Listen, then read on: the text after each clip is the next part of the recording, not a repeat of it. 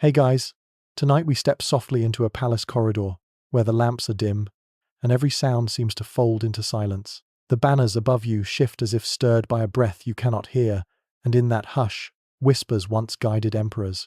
Not the booming voices of generals, not the elaborate petitions of ministers, but the quiet presence of inventions that flickered briefly and then slipped away. You probably won't survive the silence of these halls without imagining something moving just beyond the lantern light, because here, silence was never empty. It was filled with devices that blurred the line between science and sorcery. Do you dare to follow me deeper, where a lantern once carried orders into the sky, where a wooden bow repeated its rhythm like falling rain, and where a bronze dragon dropped a single ball to announce the Earth's hidden tremor? These were not the inventions every textbook celebrates. These were the strange, fragile wonders history nearly forgot. So, before you get comfortable, take a moment to like the video and subscribe, but only if you genuinely enjoy what I do here. And I'd love it if you shared your location and the time where you are listening.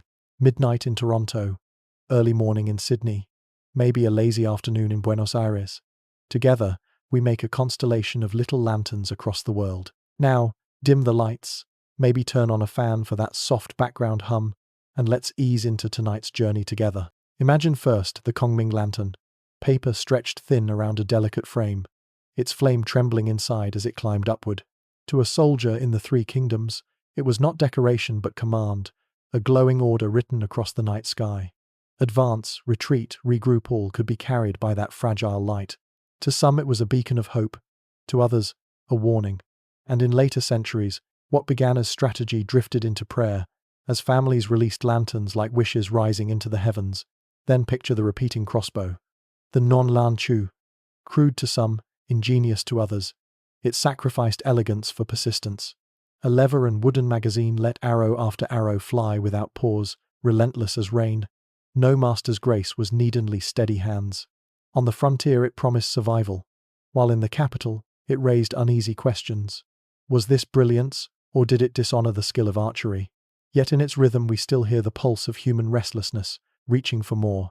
And finally the bronze seismoscope of Zhang Heng, a great vessel encircled by dragons, each clutching a pearl. When the earth trembled, one pearl would drop, ringing into a waiting bronze toad. Imagine standing in the chamber, when all felt calm than hearing that sudden sound. Ministers would look at one another, uncertain. Had the earth itself spoken through metal? Was this knowledge, or was it omen? To the scholar, it was science. To the court it was something stranger, both wonder and worry. These three lantern, crossbow, dragonair are companions tonight. None endured like paper or compass. None became pillars of empire.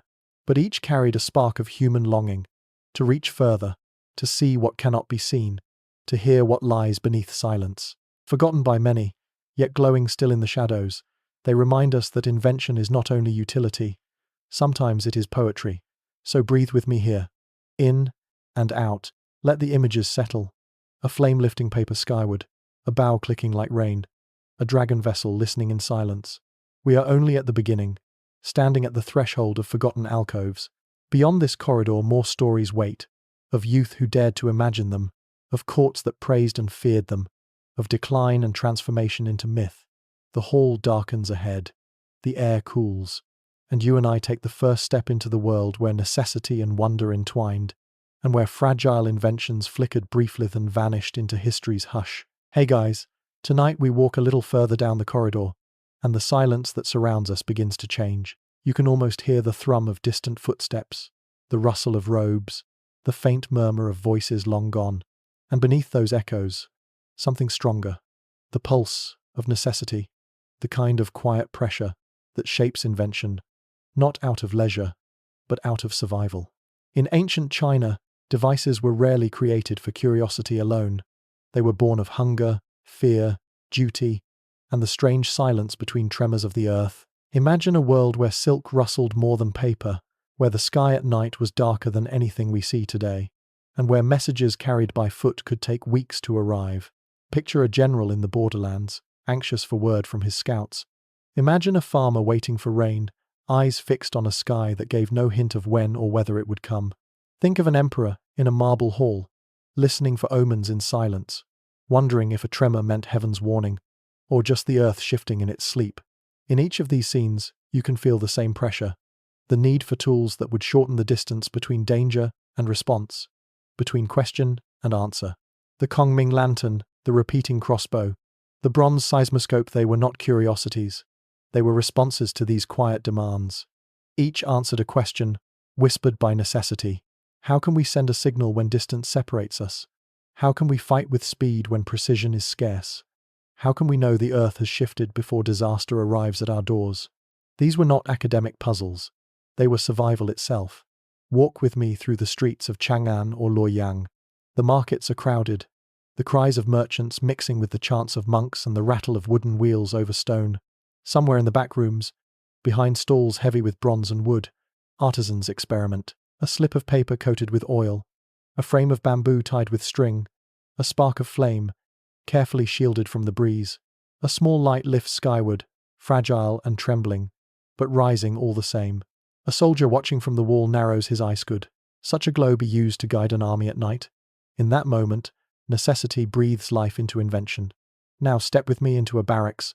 The smell of sweat and leather hangs in the air.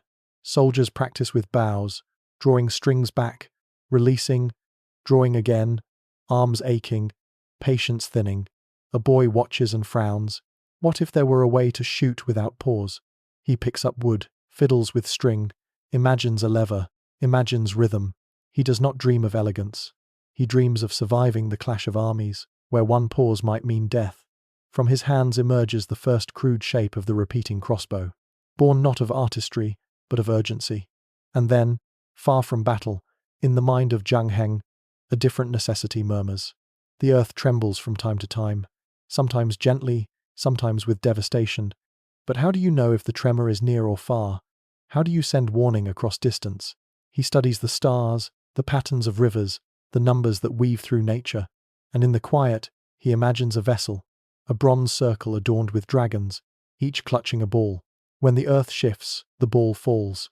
It is a translation of silence into sound, of unseen movement into visible signal. His invention is not about war or territory, it is about knowing, about offering foresight to those who cannot hear the earth themselves. Necessity is the invisible architect behind all these devices.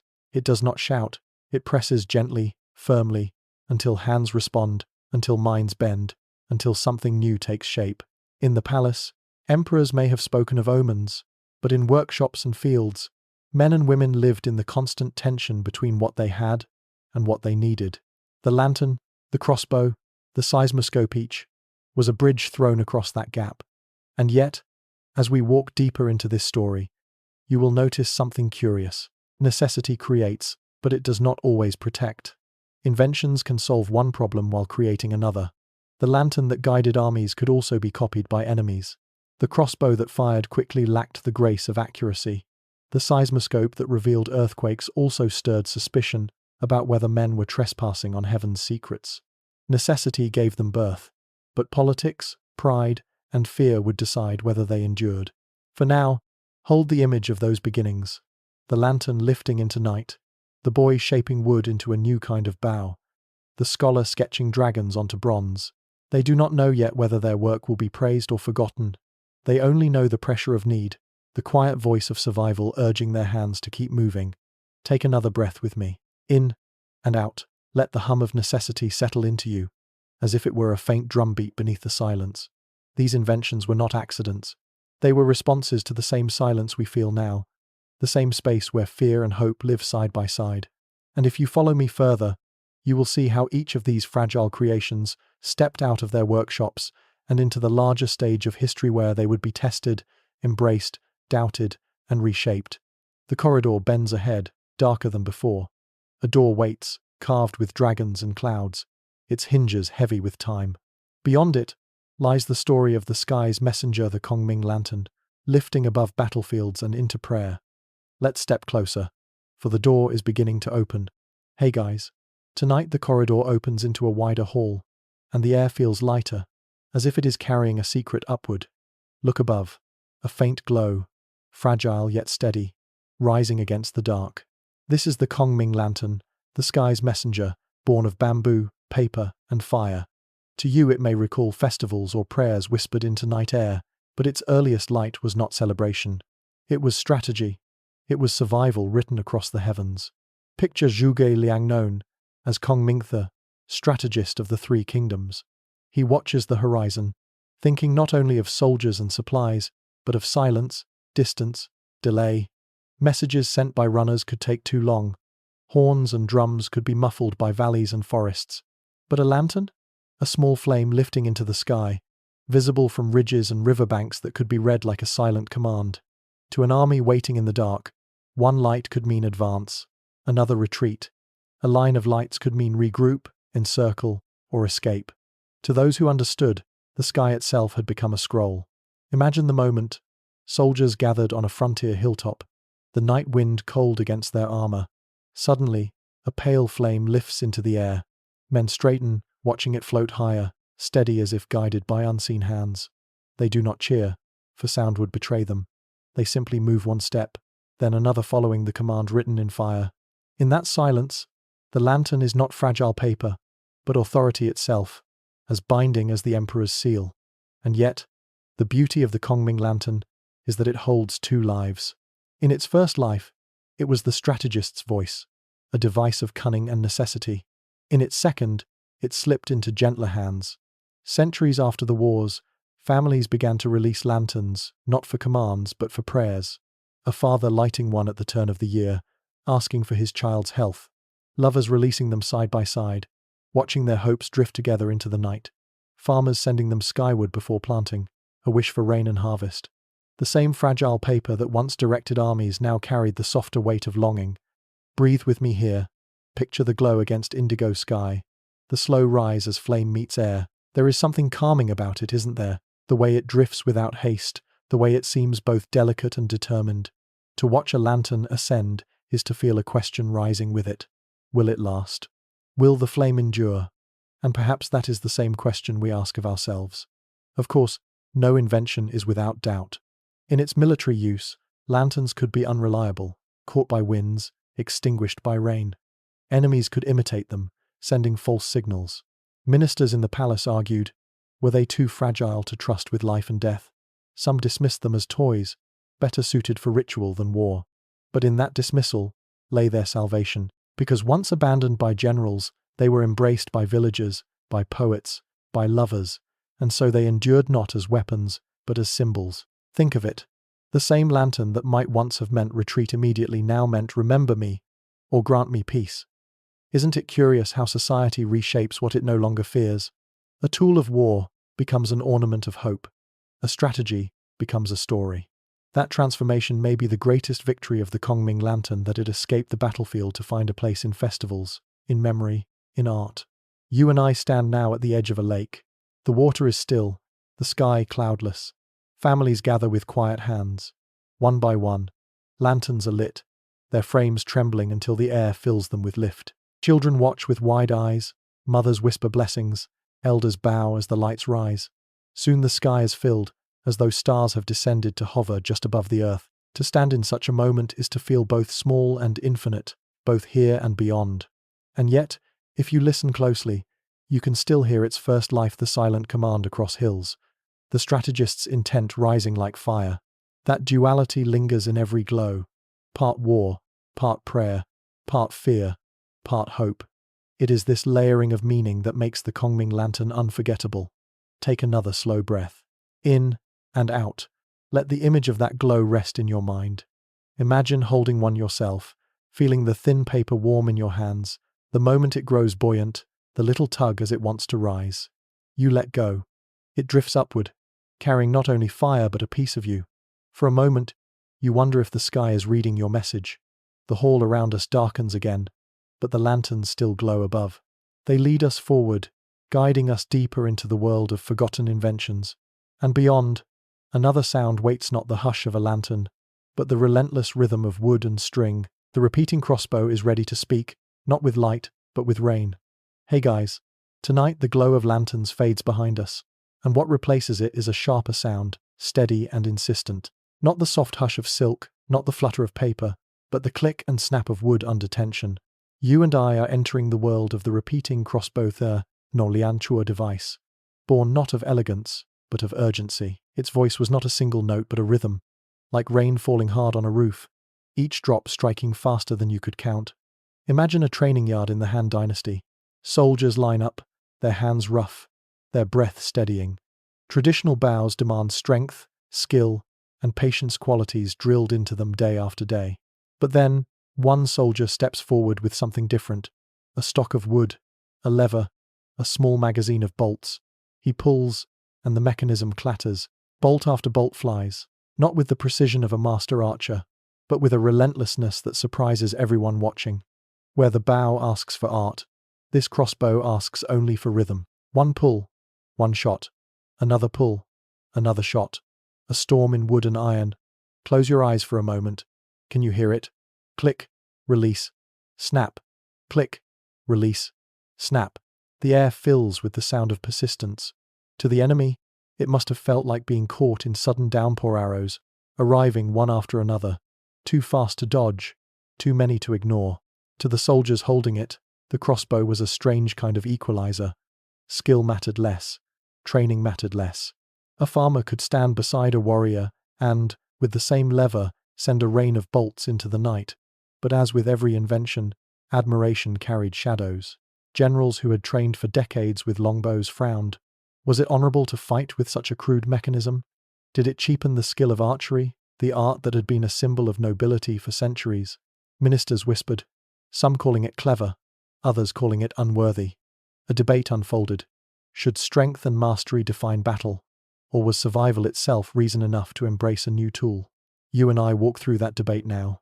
In one chamber, an elder commander shakes his head. If every man can fire without art, what becomes of discipline?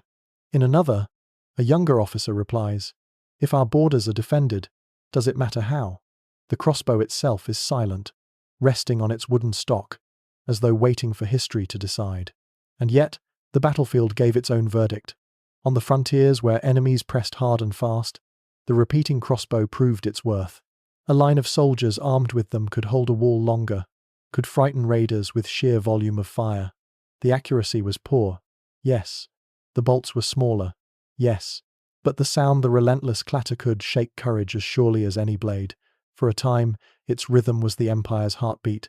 Still, think of the cost. Precision lost, beauty lost. Where the longbow was poetry, the repeating crossbow was prosa, simple, direct, unadorned. And perhaps that is why it never fully claimed the Empire's heart. It was too humble, too practical, too unlike the noble image of the archer beneath painted skies. In palaces, it was remembered as a curiosity. In villages, it lingered as a tool. Step with me now into a small farmhouse near the border. A man keeps one beneath his bed, not polished, not adorned. He does not call it invention, he calls it protection. When wolves prowl or bandits threaten, he lifts it, pulls the lever, hears the familiar click. In that sound lies reassurance. The same device that failed to impress the court endures quietly in the hands of common folk. And centuries later, storytellers would recall it differently still. In folk tales, the crossbow became a symbol of cleverness, of stubborn endurance. It was no longer measured by accuracy, but by its message, that even the ordinary could stand against the storm if given the right tool. Breathe with me here, in and out. Let the sound of those clicks echo softly in your mind. Hear them not as violence, but as rhythm, like raindrops on a roof, like footsteps on a wooden floor.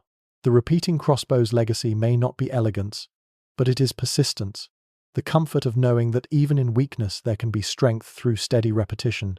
And notice something else, how each of these inventions, lantern, crossbow, seismoscope, holds a double life.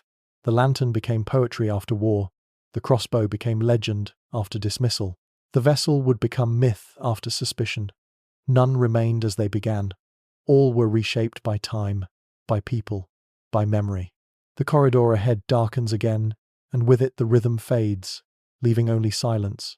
But in that silence, something heavy awaits. Not the flicker of paper, not the clatter of wood, but the still breath of bronze dragons, each holding a pearl, ready to drop. The earth itself is about to speak. Hey guys. Tonight the corridor narrows and the air grows very still, as if the walls themselves are holding their breath. The floor cools beneath your feet. Ahead, a chamber opens like a hollow in the mountain. and at its center stands a vessel of bronze circle of dragons, each poised as though about to speak.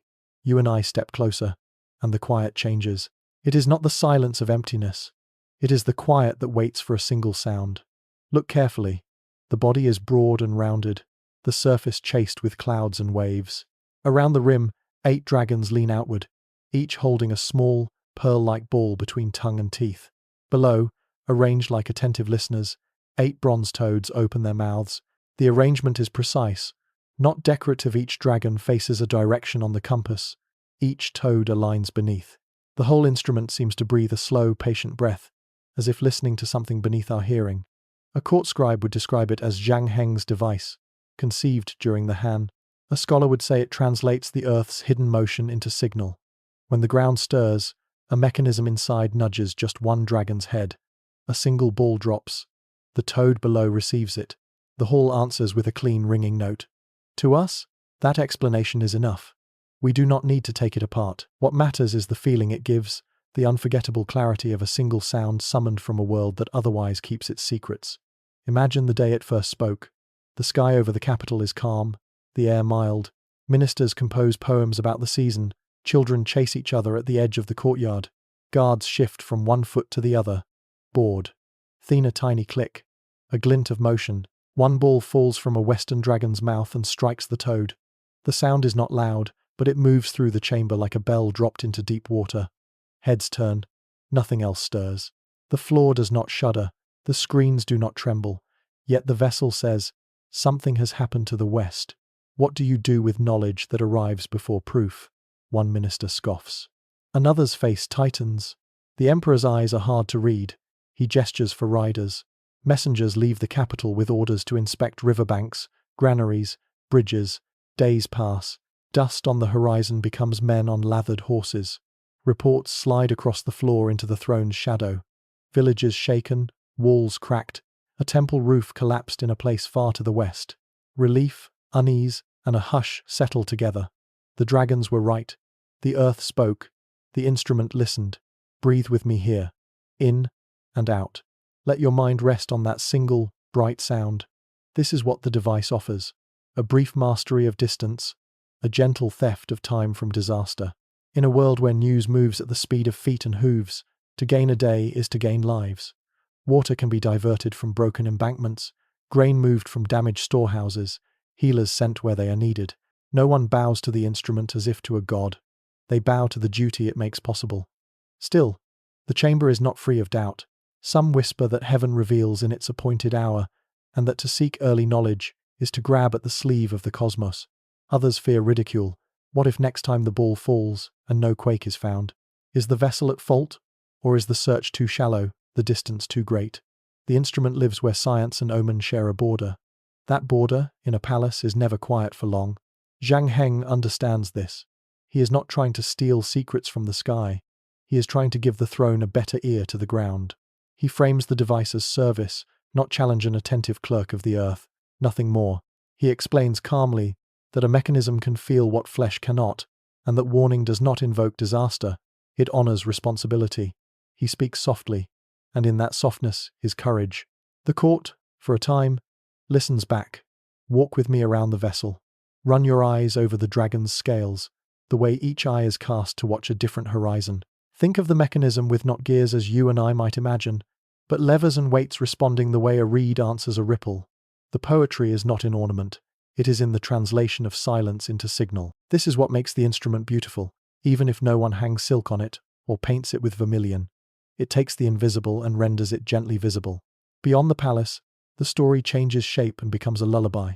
In villages, old women tell children about the day a bronze dragon spat out a pearl to warn of distant shaking. A child falls asleep to that image and dreams of dragons listening through the floor. The tale is not precise, as tales seldom are, but it keeps the idea alive. The earth speaks before it shouts. Someone with patience can hear it.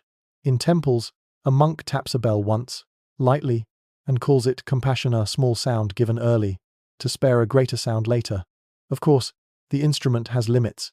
It cannot rebuild walls, cannot hold roofs together, cannot stop mountains from shrugging. Sometimes, after long calm, the balls do not fall for months. That is not failure.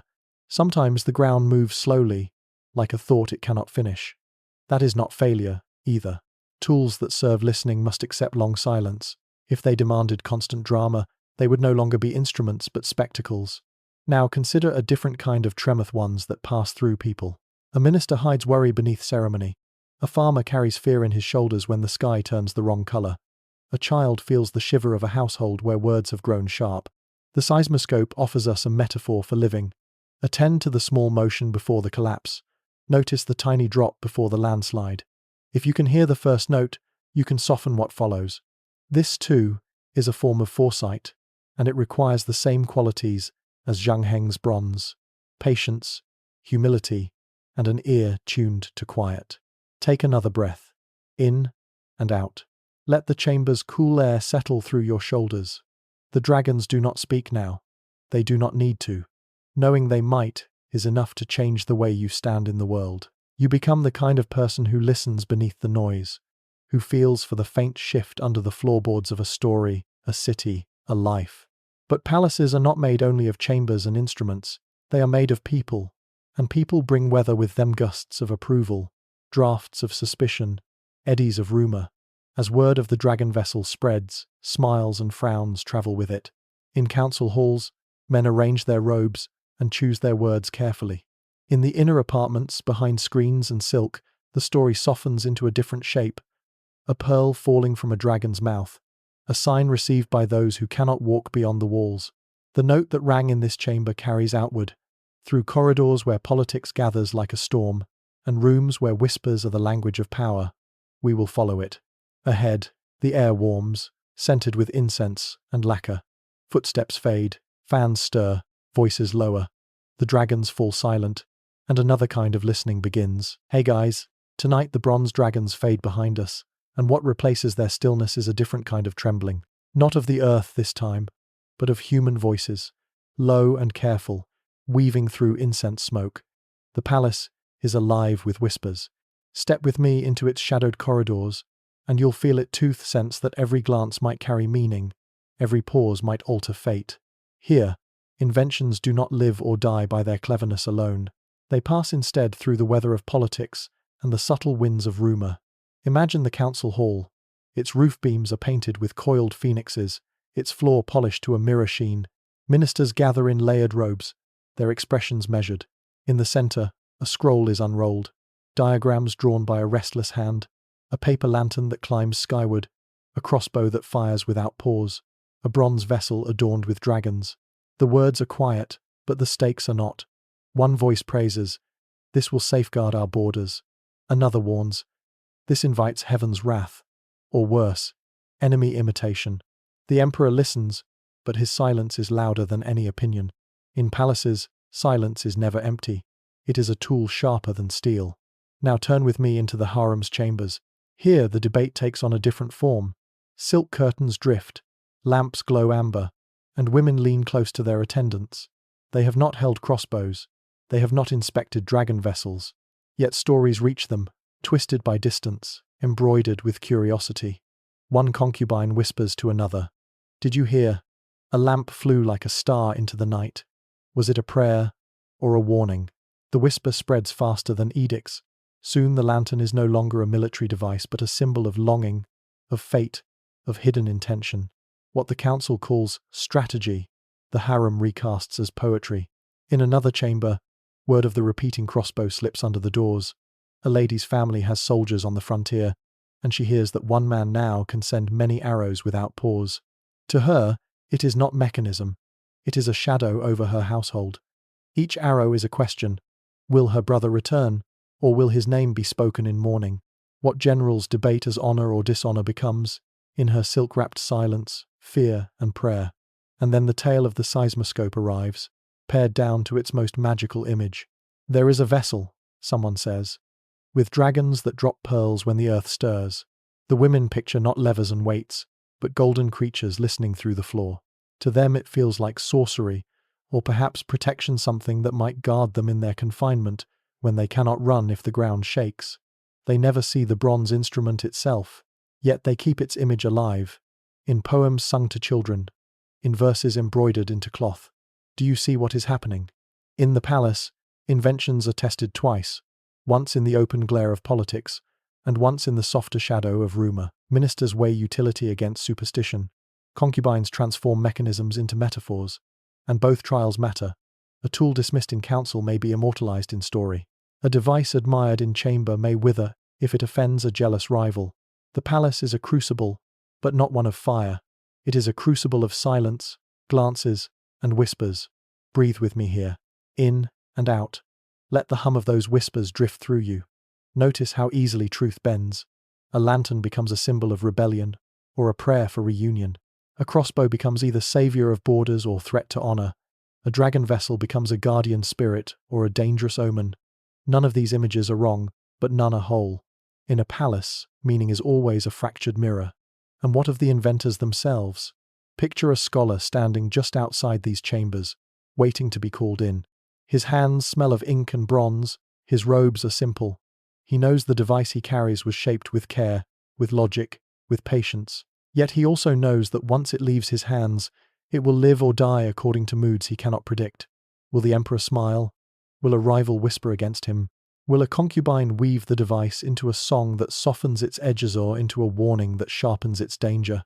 It is no wonder that some inventions, no matter how brilliant, faded into silence. The palace could applaud one day and forget the next. Intrigue was as powerful as ingenuity. Even brilliance could vanish behind a folding screen if the wrong person frowned at the wrong hour. Take another breath. In and out. Let the images settle. Ministers leaning over scrolls, concubines murmuring by candlelight, an inventor waiting outside heavy doors. These are not battles of steel, but battles of perception, fought in silence and suggestion. And it is here, in these shadows, that many inventions truly lived or quietly died. Ahead, the corridor darkens again, the whispers recede, and the air grows cooler. The path leads not to debate or rumor, but to something more inevitable: time itself. In the next hall, the glow of inventions will begin to fade, their triumphs slipping into twilight. Their shapes will soften into memory, their purposes rewritten by those who came after. The lanterns will float again, but as wishes. The crossbows will rest, but as relics. The dragons will fall silent, but as legends. And together, we will step into that twilight to see how brilliance declines not in shouts, but in sighs. Hey guys, tonight the path curves again, and the air feels heavier, as though dust itself has begun to settle on everything we've seen. Lanterns, crossbows, dragon vessels all had their moments in the light. But even the brightest flame falters, even the loudest rhythm fades, even the most startling sound becomes memory. This hall we enter now is twilight, the place where inventions that once startled the world grow dim, not with destruction, but with gentle forgetting. Picture the Kongming lantern at its height. On the frontier, generals boasted of how one glow in the sky could move entire armies. In the capital, scribes recorded it as proof of cleverness, strategy, and foresight. For a season, it was more than paper. It was authority, a signal of command.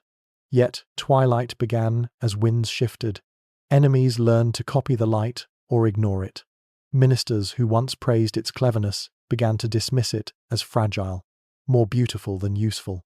Slowly, the lantern was set aside in council chambers and, quietly reborn in villages, weddings, New Year prayers, harvest festivals. The lantern lived on, no longer a command but a wish. Twilight did not erase it. Twilight transformed it. Now listen for the crossbow. At its peak, its rhythm was frightening. Enemies faltered under its storm, soldiers on the frontier gained courage from its relentless beat. Generals carried stories of its triumphs back to the court, and for a short while it was honored as savior. But glory like that rarely endures. Trained archers scorned it. Ministers muttered that it was crude. And when battles quieted, the repeating crossbow seemed less miracle and more nuisance, too inaccurate, too inelegant. In twilight, it slipped out of palaces, but not out of lives. Farmers along the border still kept them, tucked into corners of homes, used for defense against wolves or raiders. The court forgot its inventor's name, but in villages, it endured as a humble safeguard. And the seismoscopia, the bronze vessel of dragons. At its height, a single falling ball commanded awe, even reverence. The emperor himself paused to listen. Ministers bowed to its clarity, and Zhang Heng's name spread with respect. But twilight came quietly, too complex to maintain, too mysterious for those who preferred omens. Too heavy to move, it rested more and more often in stillness. When it did not speak, suspicion grew. Some whispered it had failed. Others shrugged and called it ornament. In time, it gathered dust in corners, remembered more as curiosity than as tool. Yet the story lived on in whispers, dragons that listened, pearls that fell, the earth itself speaking. Twilight did not destroy it. Twilight carried it into myth. Take a breath here. In and out.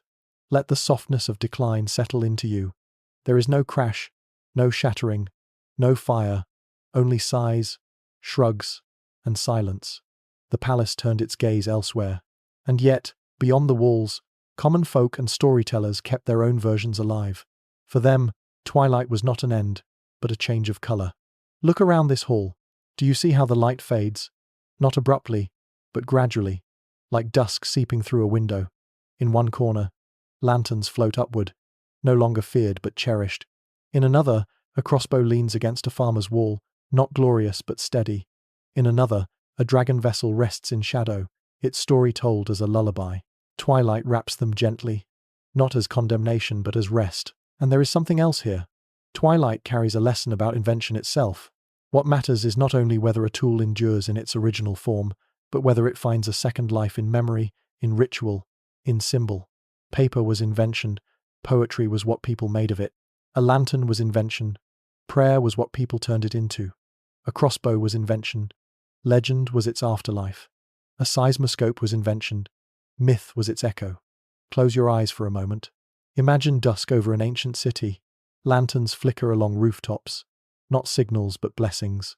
In a farmhouse, a family sits by the glow of a small fire, a crossbow leaning quietly nearby. In the capital, a child falls asleep to the story of dragons that listen for tremors. None of these inventions are celebrated in textbooks, but they breathe, softly, in twilight. So breathe with them, in and out.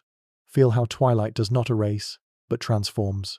Each forgotten invention becomes not failure, but a different kind of survival. And in their fading, they remind us of something tender, that usefulness is not the only path to immortality. Sometimes, memory itself is enough. The corridor ahead narrows now, and a faint light returns. It is softer than before, not the blaze of triumph, not the sharpness of debate, but the glow of legacy. These inventions may have declined, but their echoes ripple outward, refusing to vanish entirely. Lanterns rise in prayer, crossbows hum in folktales, dragon vessels stir in scholars' imagination centuries later. Twilight is not the end. It is the beginning of legacy. Let's step together into that legacy, where forgotten inventions glow once more not as tools, but as symbols that continue to guide, comfort, and inspire. Hey guys, tonight the Twilight Hall gives way to something gentler still. The air ahead is warmer, carrying a faint fragrance of oil and paper, as if reminding us that even what has faded can glow again. This is the Chamber of Legacies, where inventions once dismissed or forgotten rise once more not as weapons or tools, but as symbols woven into the quiet fabric of culture. First, the lantern. No longer a signal of command, no longer a fleeting wartime strategy. In villages and towns it became an offering, a poem, a gesture. Released into the night sky, it carried prayers and hopes, messages not of armies but of families. A bride and groom let one go together, watching their wish for happiness drift upward. Children scribbled dreams onto thin paper, parents lit flames with trembling fingers, and together they watched their thoughts become stars. Even now, centuries later, when you see a lantern glowing against the dark, you are looking at the afterlife of invention. It is history softened into ritual, utility transformed into beauty. Then, the repeating crossbow.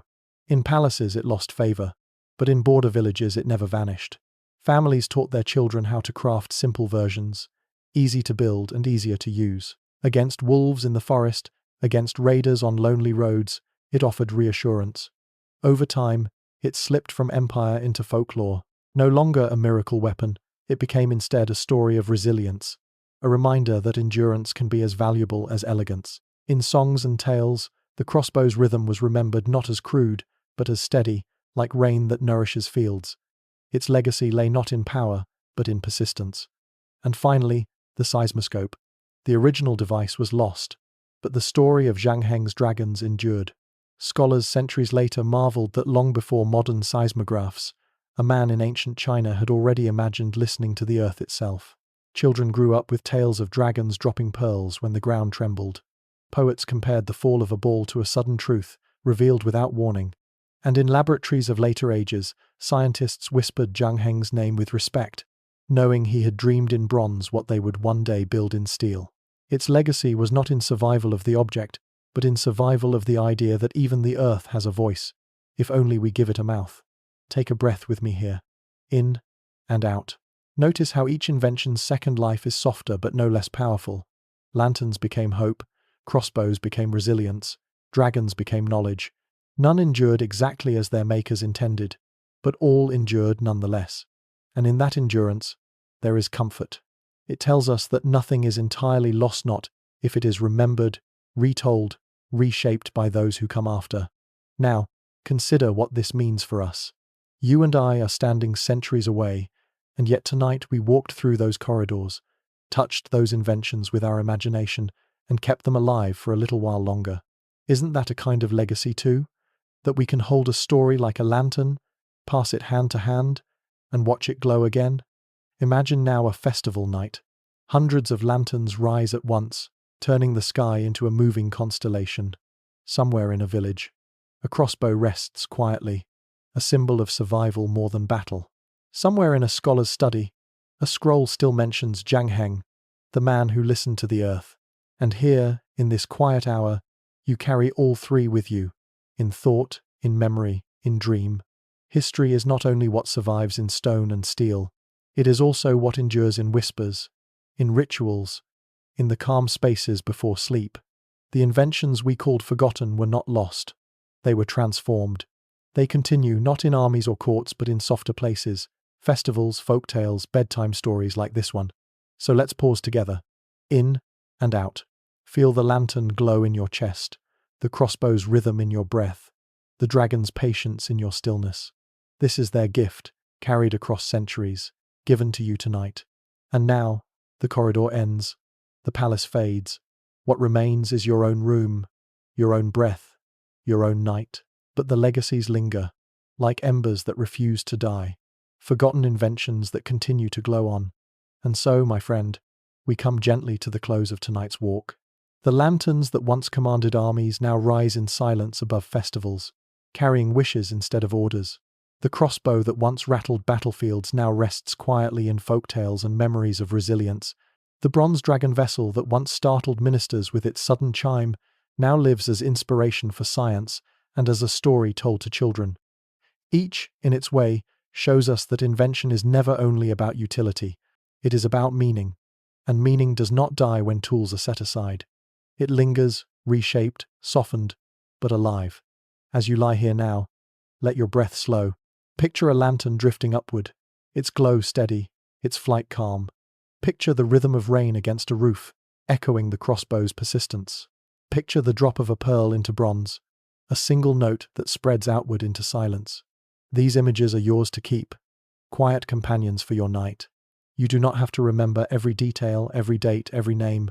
What matters is the feeling that even in a world of noise and forgetting, small lights endure. They are waiting for you whenever you choose to recall them. Tonight, you carried them with you, and in doing so, you gave them life again. So close your eyes if you haven't already. Let the hum of your fan, the softness of your pillow, the rhythm of your breath carry you further. History does not end, it only settles, like lanterns across a dark sky.